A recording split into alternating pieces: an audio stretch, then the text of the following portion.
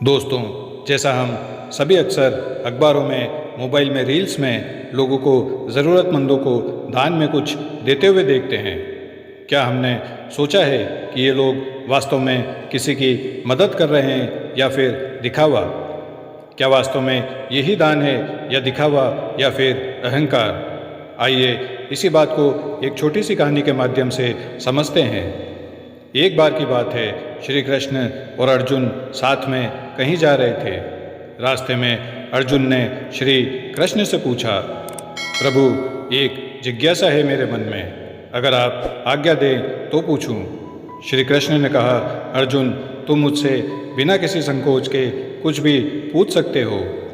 तब अर्जुन ने कहा कि मुझे आज तक ये बात समझ नहीं आई कि दान तो मैं भी बहुत करता हूँ, परंतु सभी लोग कर्ण को ही सबसे बड़ा दानी क्यों कहते हैं। ये प्रश्न सुन श्री कृष्ण मुस्कुराए और बोले कि आज मैं तुम्हारी ये जिज्ञासा अवश्य शांत करूँगा। श्री कृष्ण ने पास में ही स्थित दो पहाड़ियों को सोने का बना दिया। इसके बाद वो अर्जुन से बोले कि हे अर्जुन, इन दोनों सोने की पहाड़ियों को तुम आसपास के गांव वालों में बांट दो। अर्जुन प्रभु से आज्ञा लेकर तुरंत ही ये काम करने के लिए चल दिया। उसने सभी गांव वालों को बुलाया और उनसे कहा कि वो लोग पंक्ति बना लें। अब मैं आपको सोना बांटूंगा, और सोना बांटना शुरू कर दिया। गांव वालों ने अर्जुन की खूब जय जयकार करनी शुरू कर दी। अर्जुन पहाड़ी में से सोना तोड़ते गए और गांव वालों को देते गए। लगातार 2 दिन और 2 रातों तक अर्जुन सोना बांटते रहे। उनमें अब तक अहंकार आ चुका था। गांव के लोग वापस आकर दोबारा से लाइन में लगने लगे थे। इतने समय पश्चात अर्जुन काफ़ी थक चुके थे। जिन सोने की पहाड़ियों से अर्जुन सोना तोड़ रहे थे, उन दोनों पहाड़ियों के आकार में जरा भी कमी नहीं आई थी।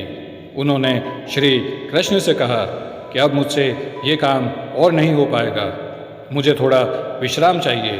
प्रभु ने कहा कि ठीक है, तुम अब विश्राम करो, और उन्होंने कर्ण को बुला लिया। उन्होंने कर्ण से कहा कि इन दोनों पहाड़ियों का सोना इन गांव वालों में बांट दो।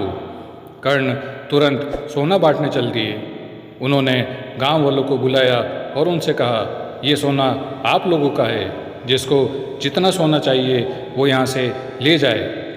ऐसा कहकर कर्ण वहाँ से चले गए। ये देखकर अर्जुन ने कहा कि ऐसा करने का विचार मेरे मन में क्यों नहीं आया। इस पर श्री कृष्ण ने जवाब दिया कि तुम्हें सोने से मोह हो गया था। तुम खुद ये निर्णय कर रहे थे कि किस गांव वाले को कितनी ज़रूरत है, उतना ही सोना तुम पहाड़ी में से खोद कर उन्हें दे रहे थे। तुम में दाता होने का भाव आ गया था। दूसरी तरफ कर्ण ने ऐसा नहीं किया। वो सारा सोना गांव वालों को देकर वहाँ से चले गए। वो नहीं चाहते थे कि उनके सामने कोई उनकी जय जयकार करे या प्रशंसा करे। उनको पीठ पीछे लोग भी क्या कहते हैं, उससे उनको कोई फर्क नहीं पड़ता। ये उस आदमी की निशानी है जिसे आत्मज्ञान मिल चुका है। इस तरह श्री कृष्ण ने खूबसूरत तरीके से अर्जुन के प्रश्न का उत्तर दिया।